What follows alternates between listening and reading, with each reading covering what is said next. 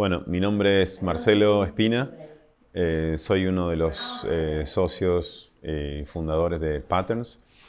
Soy arquitecto y educador. Eh, Nací en Rosario, Argentina, y estoy en Los Ángeles desde el 2001, es decir, casi hace 19 años. Eh, Mi carrera como arquitecto creo que se desarrolla un poco en relación a estos dos lugares, ¿no? En Argentina y Latinoamérica y un poco Estados Unidos y, y toda su relación con la academia. Mi viejo quería que yo fuera ingeniero. Mi padre tiene una empresa constructora en Argentina, una empresa mediana y en Rosario. Y siempre yo soy el más grande de una familia de tres, y siempre estuvo la idea de como que yo iba a seguir los pasos de él, ¿no? O mejor dicho, esa fue su idea. Entonces estuve siempre relacionado a visitar las obras, a ir a ayudarlo en los veranos, a hacer cosas aquí y allá, un poco a hacer como de che pibe, como decimos en Argentina, de llevar mandados, qué sé yo. Y estudié en una muy buena escuela técnica, pero cuando llegó el momento de elegir, todos mis amigos iban a arquitectura y a ingeniería iban todos los nerds, gente que no, yo no me llevaba para nada, ¿no? Y ahí me di cuenta que la diferencia que había entre arquitectura y ingeniería, ¿no? El arquitecto diseñaba y el ingeniero calculaba, pero hasta ese momento yo no lo sabía, ¿no? Y a mí me gustaba, lo que más me gustaba era diseñar. Quizá no tenía ninguna experiencia, mi única actividad era tipo con los Legos. Y era bueno dibujando, ¿no? Era bueno dibujando. Eh, entonces nada, fui a arquitectura, pero era medio un diletante. Nada increíble. A ver, en ese momento era ir a un lugar donde había un montón de chicas. Yo venía a un colegio técnico donde había muy pocas, entonces en ese lugar era tipo, nada, era otra cosa, qué sé yo. Pero nada, después me fue gustando y más que gustarme también, aparte me empecé a dar cuenta de que podía ser bueno en esto, digamos, ¿no? Hasta en ese momento nunca bueno, había hecho deportes, había hecho cosas, pero nunca había sido como, no me había destacado en nada, digamos, ¿no? Era como una persona del montón, como decimos en Argentina. No hay muchas opciones en Rosario, aparte había una universidad, digamos, la universidad pública, había que ir ahí. Y después era el caso de empezar a ver qué talleres uno se metía, ¿no? Y ahí ya empezás a ver, bueno, cierta competencia o cierto interés en cierta gente de hacer algo mejor, o gente que dice, bueno, este es el taller más fácil, me dejan pasar y no sé qué. Eh, y yo tuve la suerte de poder entrar en un taller donde era un tipo que era como uno que volvía de enseñar después de haber tenido un juicio, digamos que era un tipo como muy conocido como un ogro. Por lejos era como el mejor en ese momento, se veía, pero tenía fama de ser muy duro. Y, y nada, ese tipo de retos a mí siempre me interesaron, qué sé yo. Y entonces, nada, de ahí se fue dando y se generó un grupo. También tuve la suerte quizá de tener un grupo alrededor mío de compañeros eh, muy buenos, distintos también, muy competitivos. Entonces se generó como una especie de ciclo de retroalimentación. Y nada, de hecho tengo nada, dos de mis mejores amigos vinieron de ese momento. Uno es Hernán, qué sé yo, que está conmigo en Sayar, es el director. Y otro es Guillermo Banchini, un chico en Rosario también, que es como mi hermano. Pero gente muy buena, ¿no? Y a nivel técnico, disciplinar y a nivel cultural, ¿no? Entonces creo que eso generó como una especie de caldo de cultivo que le dio, nada, que a mí particularmente, que yo venía del lado técnico, me abrió la cabeza a entender que ser un arquitecto es ser un poco alguien que participa de la cultura. Entonces no podés ser un buen arquitecto si no sabes de música, o si no sabes de ropa, o si no tenés nada, si no entendés de lo que pasa en el arte. Y nada, es raro, ¿no? Porque uno quizá desde que soy padre, me considero más un inmigrante de lo que me consideraba antes, ¿no? Es decir, antes me consideraba un inmigrante, pero nunca usaba esa palabra, digamos, ¿no? Porque consideraba a alguien como, bueno, todo el mundo viene de algún lado, ¿no?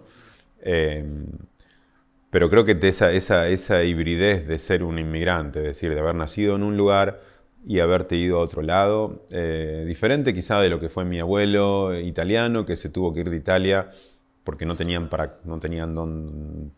qué comer, y llegó a Argentina y trabajó en un campo y conoció a mi abuela y no sé qué.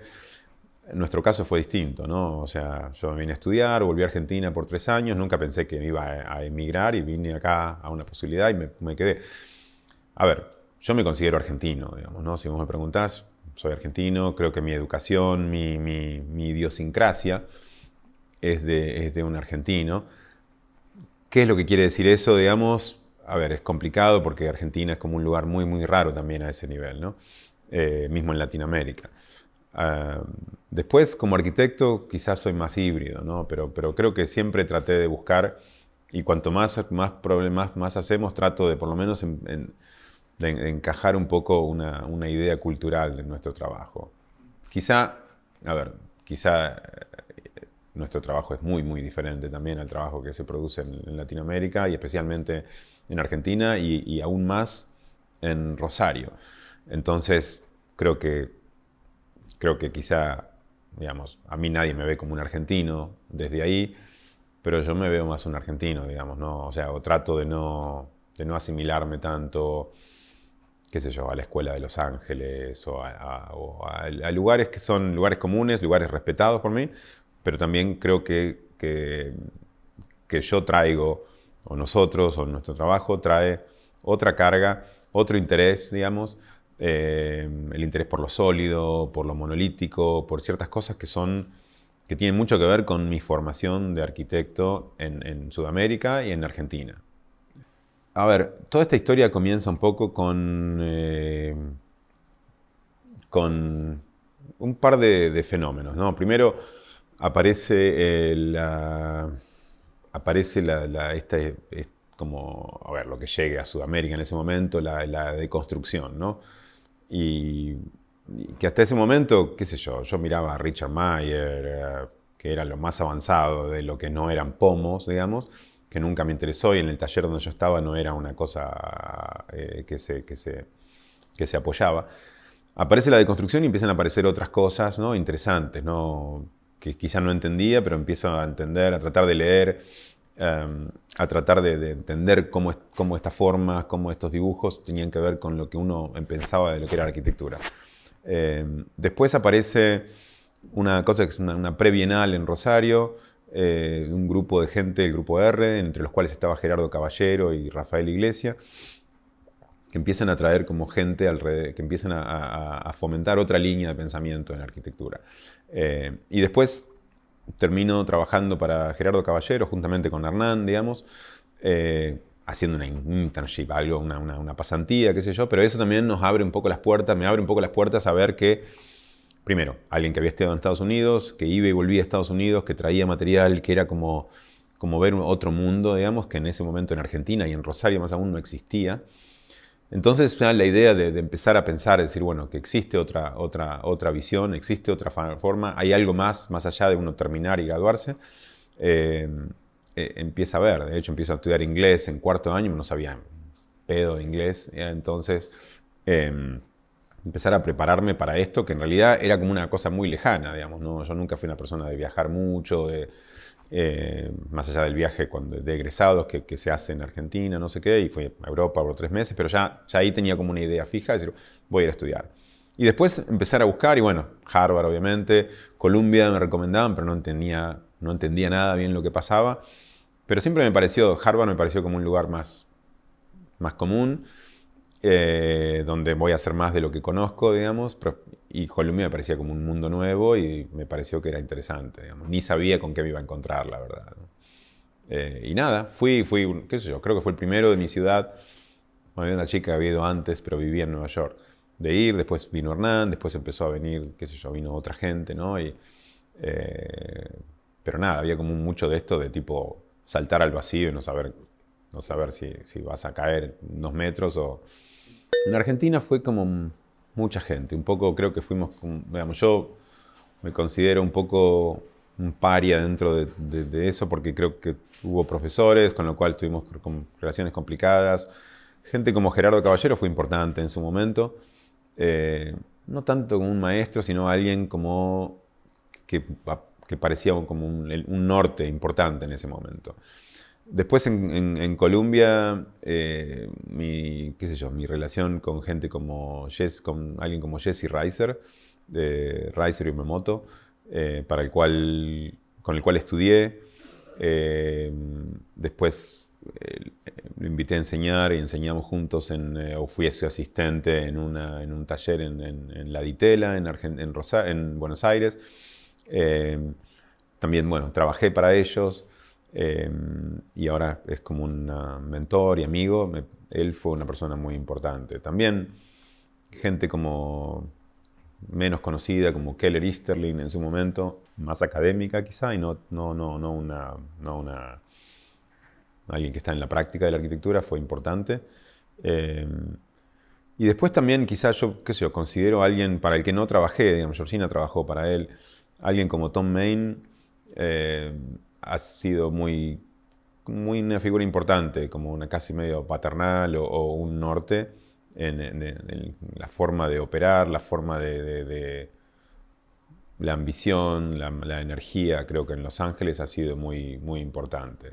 Eh, eh, no es alguien el que yo mire en relación a nuestra arquitectura, aunque creo que hay cosas en común, pero ha sido muy importante en relación a su energía, su apoyo, sus críticas constructivas de nuestro trabajo. Eh, Creo que sí. Después creo que hay gente que, digamos, gente como Álvaro Sisa, al que no conozco, digamos, fue súper importante en mi formación argentina, ¿no? Eh, y gente como Peter Eisman o Rem Koolhaas. A Peter lo conozco, pero no me considero cercano, pero hemos tenido conversaciones y todo, compartido reviews. Y a Rem Koolhaas no lo conozco, pero han sido gente a las cuales he leído y vuelto a mirar y he tratado de entender su forma de operar en algunas cuestiones, ¿no? Nada, gente que la considero como muy importante, como que son tipo nada, arquetipos de lo que un arquitecto debería ser, ¿no? A diferentes maneras, ¿no? Un intelectual, alguien relacionado con la cultura, críticos, provocadores, pero con entendimiento de producir algo nuevo. Esa parte siempre fue como como complicado concebir, ¿no? Porque primero, en Argentina mismo, en Rosario, nunca, digamos, la práctica que empezamos con Guillermo Banchini, que teníamos una sociedad y habíamos hecho algunos trabajos y la cosa venía más o menos bien. La parte en sí del negocio, ¿no? De decir, conseguir clientes, tener estas relaciones, nunca fue mi fuerte. Es decir, o venía de un amigo o venía de mi familia, pero nunca fui una persona que tuvo un círculo social amplio como para decir, bueno, voy a traer clientes, no sé. Siempre esa fue la parte como una especie de agujero negro. Hacer eso en un lugar donde tenía digamos, donde todos mis amigos o conocidos eran arquitectos, como acá en Los Ángeles, me parecía tipo nada, qué sé yo. Ni siquiera me lo proponía, digamos, ¿no? Pero bueno, con el tiempo uno va empezando a hacer cosas y las cosas van llegando. Entonces, la verdad que fue saliendo, digamos. Nunca me lo propuse. No sé, de hecho conocí un cliente para el cual hicimos nuestro primer trabajo acá, que fue un trabajo importante, una galería en Prism Gallery en West Hollywood. Lo conocí terminando una instalación que había hecho casi con mis propias manos, una cosa que llamó, una pieza que llamó Land Tiles, que estaba en Silver Lake. Y, y nada, y después él, un cliente armenio que después vino, fue un cliente que se repitió en un trabajo muy grande. Y ahora tenemos 4 o 5 clientes que son armenios porque vienen un poco de conocidos.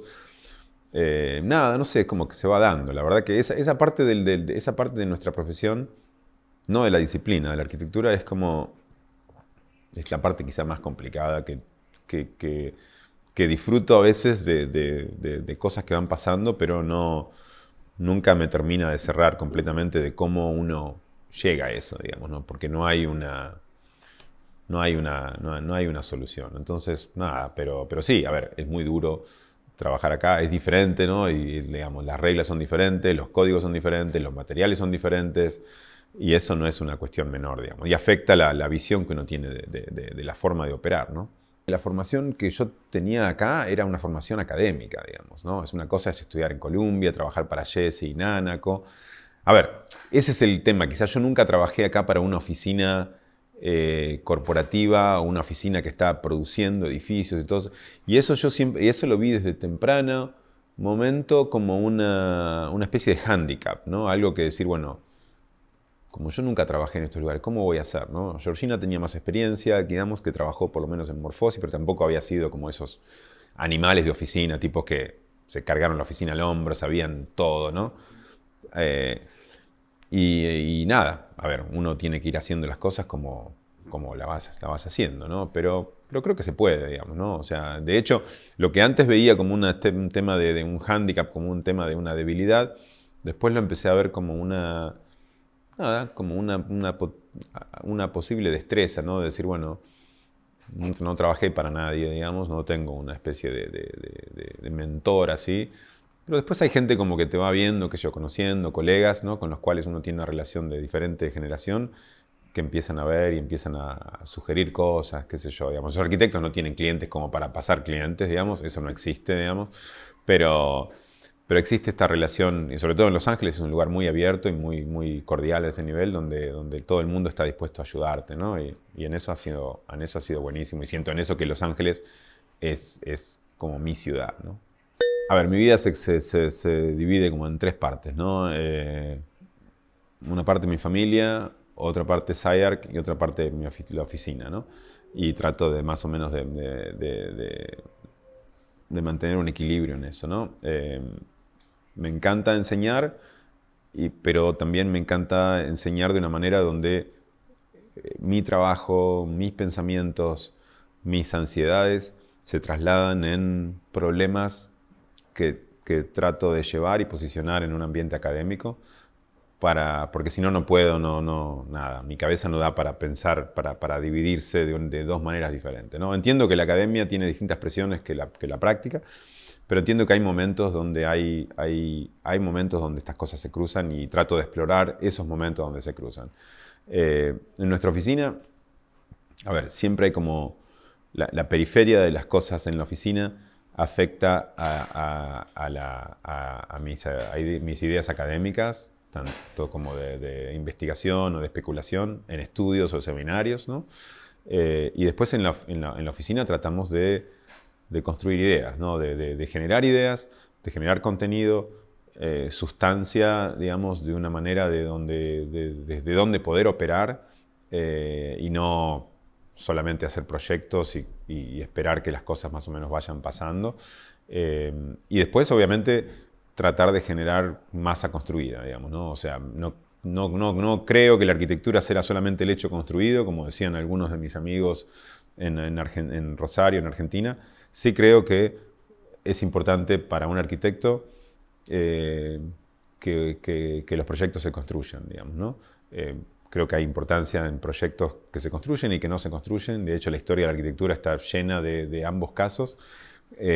Pero veo muy importante en nuestra labor, específicamente en Patterns, de poder realizar nuestras ideas, nuestros sueños, nuestras imaginaciones en edificios, y para eso hay que estar preparado para como go all the way, ¿no? ¿Viste? Y eso requiere una destreza, requiere una profesionalización, requiere colaboraciones, requiere estar ahí y trabajar de manera técnica y política para que todas las fuerzas se alineen y que las cosas se terminen construyendo de la forma que uno quiere o lo más cercano a lo que uno quiere posible, con todas las presiones de los presupuestos y todo, que en Estados Unidos, a ver, eso existe en todos lados, pero en Estados Unidos particularmente hay como una ciencia de eso, ¿no? Y se vuelve un problema que hace que mucha gente se desentienda de la práctica de la arquitectura. Entonces es más difícil, pero bueno, nada, a mí me encanta ese tipo de desafíos, más allá que a veces lo odio, eh, pero nada, qué sé yo, tenemos un proyecto de 4.500 metros cuadrados en el en North Hollywood que se está terminando va a ser una clínica, es un adaptive reuse de un edificio muy, muy lindo de estos de arcos, un edificio de arco, de una cabreadas de madera, de casi 40 metros de largo, casi 40 por 40, y bueno, nada, es un edificio que está muy bueno, que hace casi 5 años desde que empezó el proyecto a diseñar y ahora finalmente está terminando, y que vamos todas las semanas al sitio, en cuestiones, un proyecto de oficinas también como de casi 7.000 metros cuadrados en Glendale, que es la maqueta esta que está ahí, que se aprobó por la ciudad y perdón, se va a construir, empezar a construirse a mediados final del verano.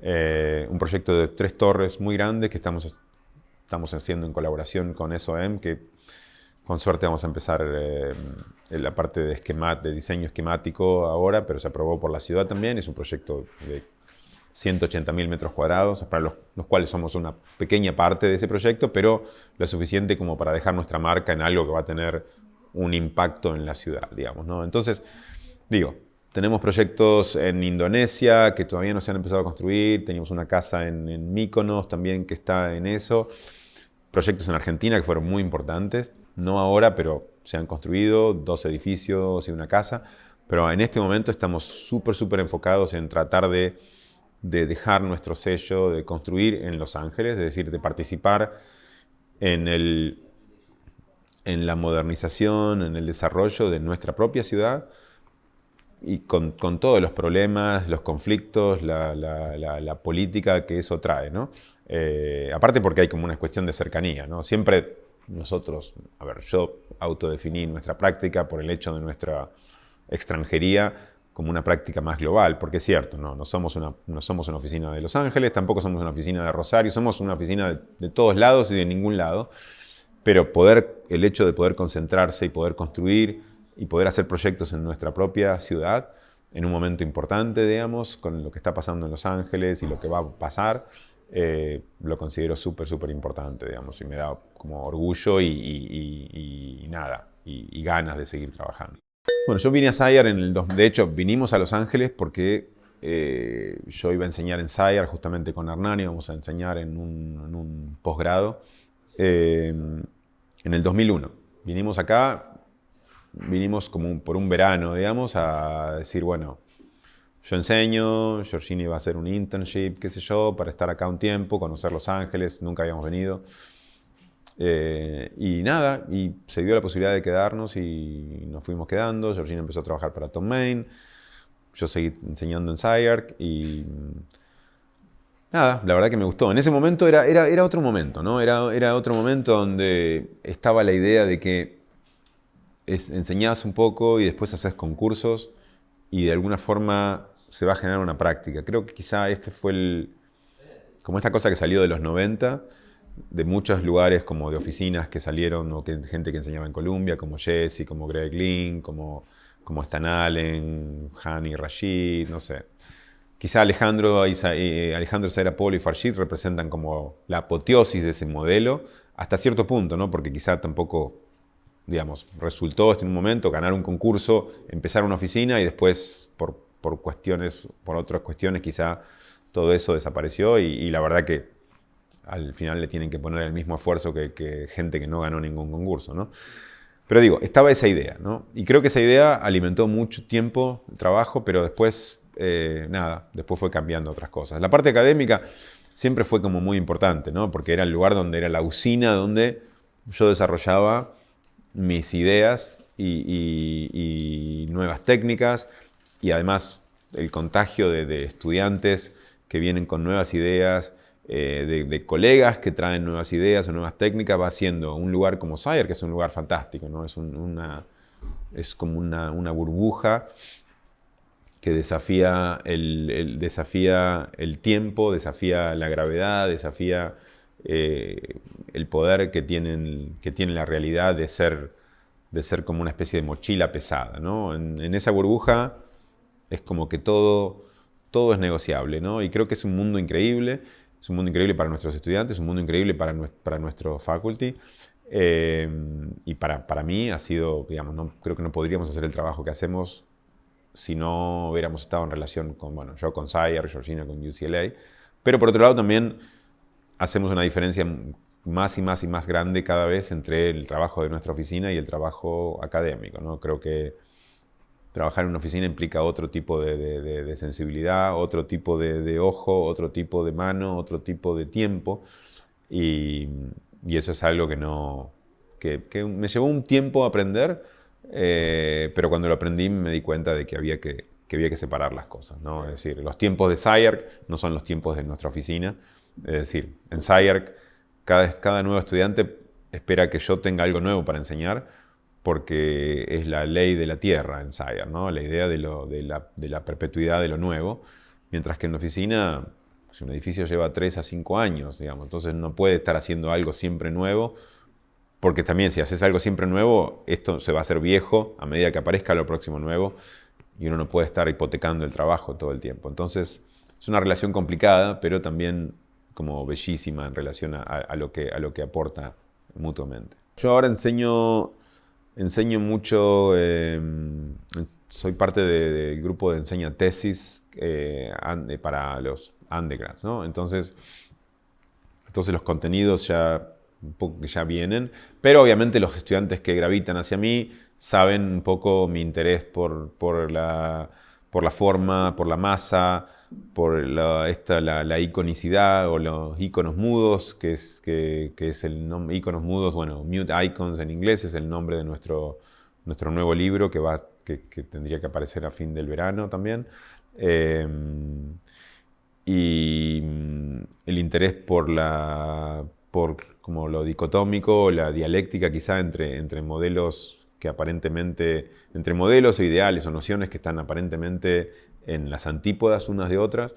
Y entonces eso hace que nada, y también mi flexibilidad de decir de no ser un ideólogo, ¿no? en arquitectura, que creo que a veces es un problema, y sobre todo en academia, ¿no? Que esta idea de para poder enseñar en Estados Unidos tenés que tener tu research, y tu research hace que seas una persona que está como enfocada en algo, pero creo que la realidad de la forma que funciona con la proliferación de imágenes y de contenidos y los medios de comunicación hace que uno tiene que tener un foco, tiene que tener una idea de lo que está haciendo, pero también tiene que tener un cierto abanico de opciones o de contenido. Entonces eso a mí me interesa infectarme un poco de estas otras cosas, digamos, de arte que veo, de fotografía o de escultura o de otros arquitectos mismos a los cuales me parece que están haciendo buen trabajo, y después esas cosas se procesan en nuestro trabajo. De hecho, nuestro libro no es una monografía común, sino que es una especie de como 3 partes casi, como parte historia, parte teoría y parte monografía, y mezcla alrededor de 28 proyectos que no son nuestros, que son como precedentes de arquitectos, qué sé yo, desde las pirámides hasta algunos bunkers en la costa francesa documentados por Virilio, a cosas de Corbusier o de Mies, a gente como Toyo Ito o Rem Koolhaas o Herzog de Meuron, con proyectos específicos, ¿no? Y nuestro trabajo, y en algunos casos hay como estos dípticos donde están los dos proyectos cara a cara, sin decir, nosotros tomamos esta idea de esto, digamos, quizá la tomamos, quizá no, es como muy difícil saber, pero haciendo un diálogo casi imposible en algunos casos, ¿no? Teniendo un diálogo con Boulez o con Ledoux, o diálogos con Koolhaas o con Herzog de Meuron, o con bunkers de ingenieros franceses que quizá ni siquiera conocemos. Intentando generar un discurso y primero como arremeter con la idea de que el icono, la forma, la belleza en la arquitectura es importante, que quizá hoy en día esa idea está como un poco denostada.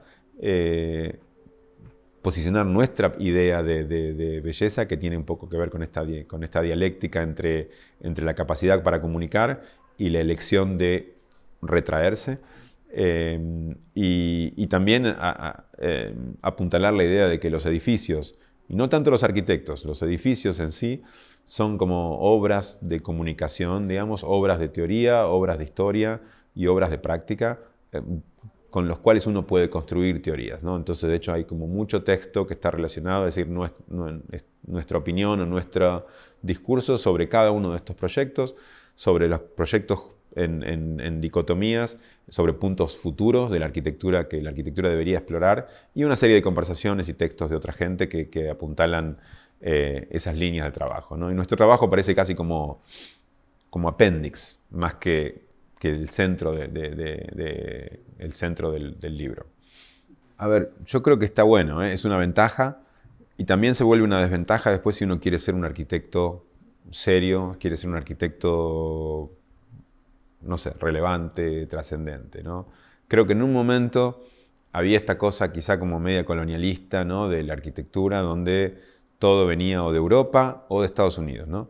Después se empezaron a dar cuenta, bueno, hay que hacer algo de América Latina, pero América Latina o Asia era como, nada, tipo, a ver, si sos A+U, bueno, y che, tenemos que hacer un nicho de América Latina, entonces hagamos América Latina y ¿qué buscamos en América Latina? Y qué sé yo, si había algún lugar donde estaban los indios con arcos y flechas, eso es como una visión colonialista de América Latina, ¿no? Lo digo porque, a ver, lo he visto y yo conozco, ¿no? Entonces, después la cosa se empezó a abrir más y ahora hoy en día realmente es increíble ver la cantidad de buenos arquitectos que hay en un montón de lugares y todos hacen cosas que están buenas, ¿no? Yo a veces miro cosas y digo, pucha, este tipo no lo conocía y tiene todas estas obras ya. Entonces es un mundo mucho, mucho más...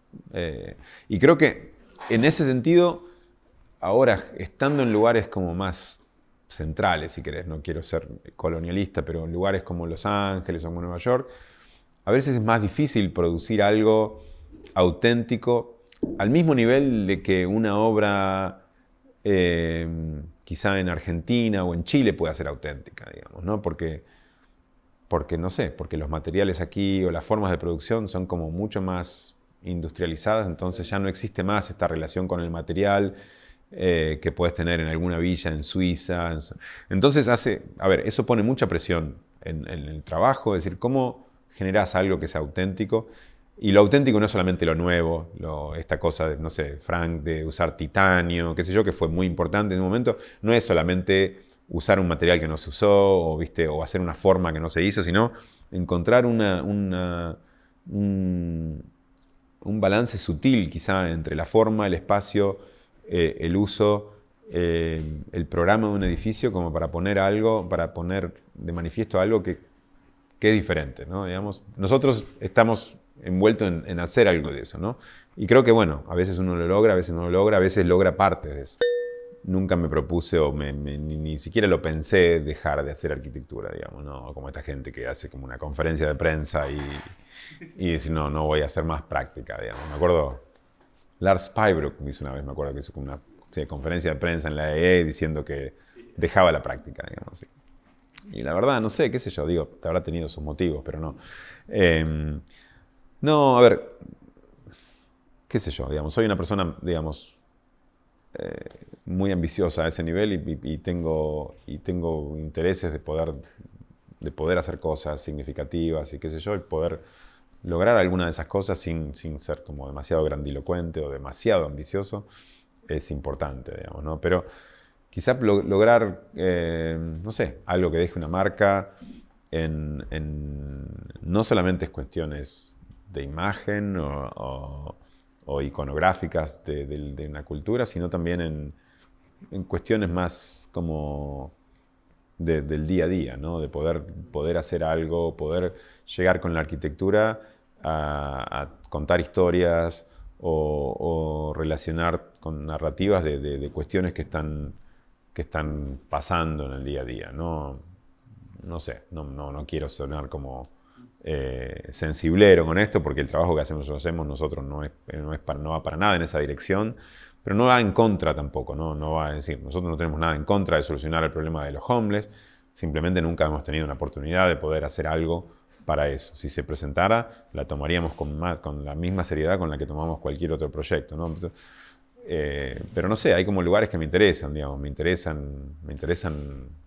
África, digamos, quizá porque me parece una curiosidad, me interesa el Medio Oriente o me interesan cuestiones de como, quizás soy muy sensible a cuestiones como de injusticia social Quizá porque uno está acá y consume New York Times o consume cierta cosa donde estás como más pendiente, por más que en el día a día eso está como muy separado, ¿no?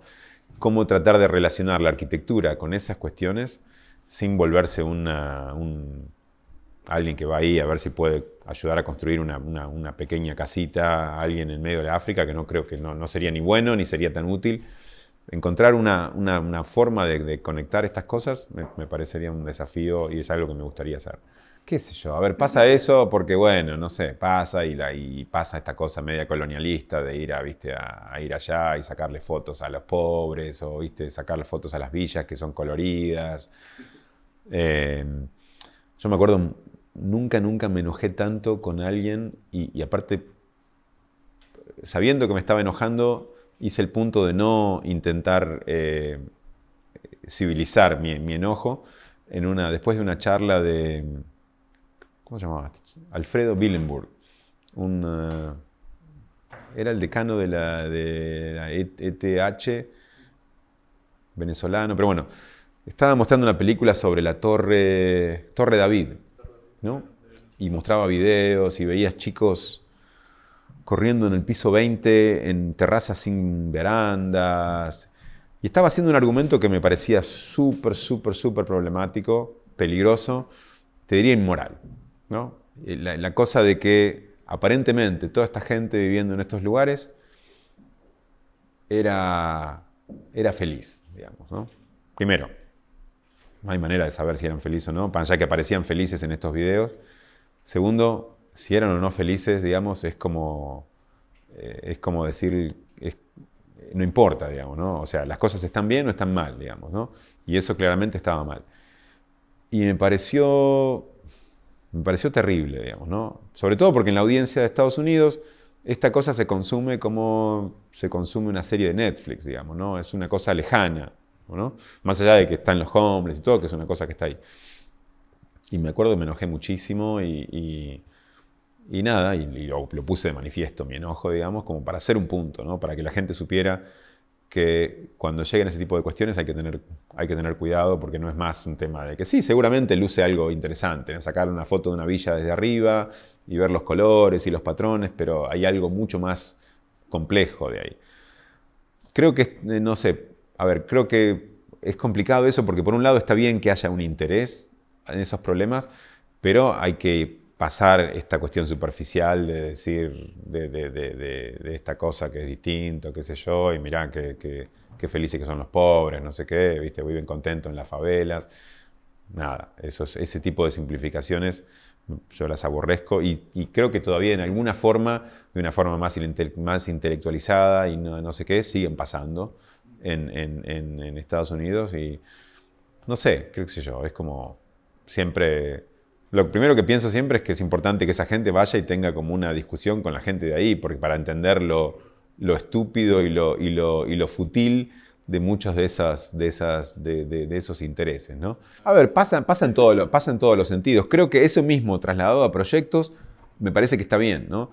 Mi problema es cuando son temas sociales, digamos, ¿no? Cuando son temas donde hay como una complejidad social que hace que no se pueda entender solamente el problema en una versión formal, de organización. Hay como una cuestión donde la gente no tiene para comer, o el agua no hay agua potable, o no hay seguridad. Entonces, creo que ahí la arquitectura llega hasta cierto punto, digamos, ¿no?